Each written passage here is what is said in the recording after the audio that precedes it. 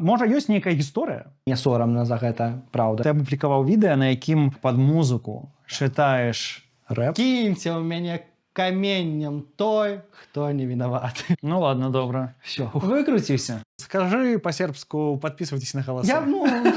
Я дурны. Я хоць не настолькі люблю іншыя мовы. Я так сама. Не глядзі так на мяне. Зараз будзе наступнае пытанне. Колькі у нас курсаў беларускай мовы для дарослых? Не задавайте мне пытанні. Я па-беларуску нават. Кут, рог і вугал. Записываешь, і людзі такія...